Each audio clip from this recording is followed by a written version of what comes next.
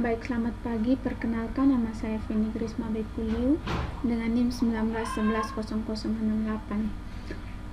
Baik, di video kali ini untuk memenuhi nilai tugas pada mata kuliah kecakapan interpersonal, saya akan menjelaskan tentang kejahatan IT di dunia maya. Baik, kita langsung saja pada pembahasan materinya. Nah, kejahatan IT sendiri atau biasanya dikenal dengan cybercrime, menurut organisasi Eropa, cybercrime adalah semua bentuk akses ilegal terhadap suatu transmisi data. Itu artinya semua bentuk kegiatan yang tidak sah dalam suatu sistem komputer, termasuk dalam suatu tindakan kejahatan. Nah, secara umum pengertian cybercrime sendiri memang biasanya diartikan sebagai tindakan kejahatan di ranah dunia maya yang memanfaatkan teknologi komputer dan jaringan internet sebagai sasaran seperti apa yang telah disebutkan. Tindakan cybercrime muncul seiring dengan kian gencarnya teknologi digital, komunikasi dan informasi yang semakin naik. Baik, contoh dari kejahatan IT atau cybercrime sendiri, yang pertama adalah memasukkan akun Facebook seseorang. Nah, salah satu contohnya yang paling sering terjadi adalah pengkloningan akun Facebook milik seseorang. Nah, tindakan ini marak terjadi kepada para public figure atau tokoh terkenal yang memiliki banyak pengikut. Nah, dengan banyaknya atensi yang diterima oleh akun cloningan, pemalsuan biasanya akan semakin cepat mendapatkan korban. Nah, cybercrime model ini biasanya meminta bayaran uang dengan cara transfer ke rekening tertentu atau dengan menelpon langsung para korban. Yang kedua adalah fenomena ransomware WannaCry. Nah, ini merupakan kemunculan virus komputer yang mampu mengunci data komputer seseorang. Nah, untuk bisa membuka dan mengakses data tersebut, syarat yang harus Anda lakukan adalah membayar sejumlah uang tebusan melalui wallet Bitcoin. Nah, jenis-jenis cybercrime dan contoh khususnya merupakan jenis-jenis cybercrime yang banyak terjadi di dunia. Yang pertama adalah pencurian data. Nah, aktivitas ini dilakukan untuk memenuhi kepentingan komersial karena ada pihak lain yang menginginkan data rahasia pihak lain. Tindakan ini tentu bersifat ilegal, masuk ke dalam aktivitas kriminal karena bisa menimbulkan kerugian material yang berujung pada kebangkrutan suatu lembaga atau perusahaan. Contohnya perampokan pada bank-bank besar di dunia. Yang kedua adalah peneroran atau cyberterrorism.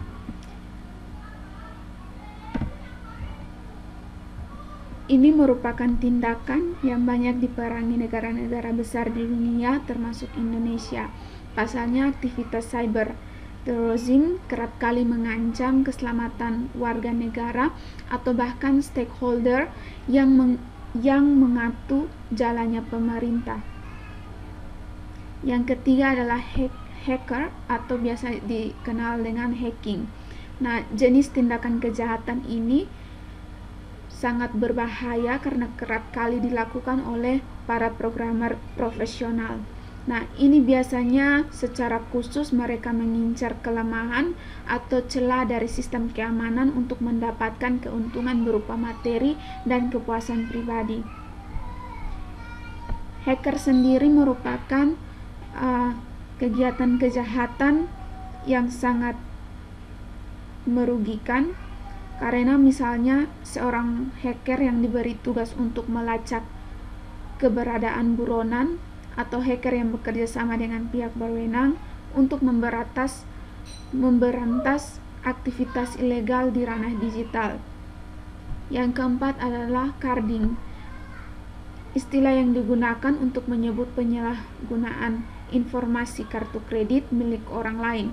Nah, para carder atau pelaku carding biasanya menggunakan akses kartu kredit orang lain untuk membeli barang belanjaan secara online, kemudian barang gratisan tersebut dijual kembali dengan harga murah untuk mendapatkan uang. Yang kelima adalah defacing. Nah, tindakan ini bisa dibilang menjadi aktivitas kejahatan online yang paling ringan. Hal tersebut salah satunya karena pelaku deface biasanya menyasar website-website non-profit seperti situs pemerintahan, sekolah, atau universitas. Yang keenam adalah cyber squatting. Nah, istilah ini mungkin belum begitu familiar di kalangan programmer penggunaan di tanah air. Wajar memang pasalnya tindakan penyebrotan nama domain sendiri memang memerlukan modal secara kejelian yang tidak memiliki banyak orang. Hasil dari kejahatan ini biasanya berupa uang tebusan yang nilainya tidak wajar. Yang ketujuh adalah cyber typewriting. Hampir mirip dengan kejahatan yang keenam. Sama-sama mengincar nama domain, memiliki perusahaan terkenal yang dijadikan sasaran. Bedanya, aktivitas ini memanfaatkan kemiripan nama domain serta kelalaian pengguna yang jarang memeriksa ulang URL website perusahaan. Salah satu tujuan dari kejahatan IT typo squatting adalah untuk menjatuhkan citra baik dari brand bersangkutan dengan cara melakukan tindakan penipuan atau hal-hal ilegal lain yang melanggar undang-undang. Yang kedelapan adalah menyebarkan konten ilegal. Nah, aktivitas ini biasanya melibatkan tokoh terkenal atau konten yang mampu memancing kontroversi. Beberapa contoh konten ilegal yang masuk dalam ranah cybercrime di antaranya adalah video porno, penjualan senjata api ilegal, jual beli narkotika, dan lain sebagainya. Yang kesembilan adalah malware. Seperti yang sudah kami jelaskan di dalam artikel tentang bahaya malware, kita juga secara umum mengetahui bahwa malware terdiri dari beragam jenis. Ada virus, Trojan horse, adware, worm, bosware, hijacker, dan lain sebagainya. Nah, metode cybercrime sendiri terdiri dari 5, yaitu sniffing, destructive device, password cracker, distribute denial of attacks, dan spoofing. Cara penanggulangan cybercrime terdiri dari 3. Yang pertama, membuat undang-undang. Nah, cara ini paling elegan agar tindakan cybercrime tidak semakin merajalela adalah dengan membuat peraturan yang dimasukkan ke dalam undang-undang. Penegakan hukum nantinya membuat para pelaku cybercrime berpikir panjang sebelum melakukan tindakan kriminal karena dasar hukumnya jelas. Nah, di Indonesia sendiri aturan mengenai cybercrime saat ini menginduk pada Undang-Undang ITE, namun sayangnya pola penindakannya masih belum maksimal dan seringkali terkesan dipaksakan.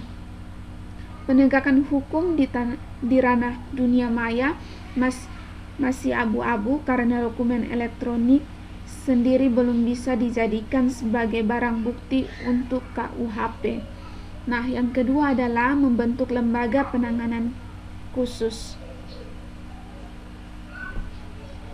Nah, dengan membentuk lembaga penanganan khusus atau divisi cybercrime Mabes Polri, memerlukan lembaga khusus seperti ini untuk menangkal dan menyelidiki potensi terjadinya tindak kejahatan di ranah digital.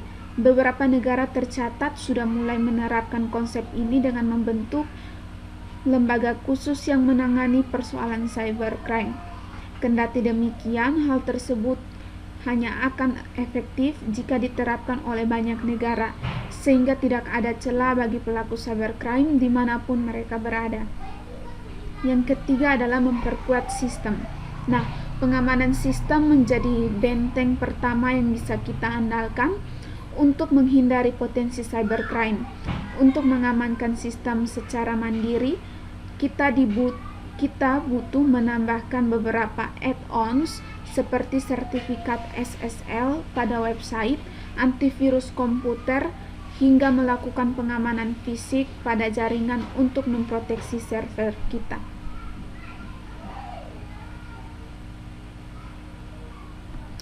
Nah, terlepas dari itu, jika kita memiliki website bisnis, pastikan menggunakan layanan VPS Indonesia dan keywords.com yang sudah dibekali berbagai teknologi masa kini. Alhasil, kejahatan cybercrime seperti malware atau dephishing lebih bisa diminimalkan.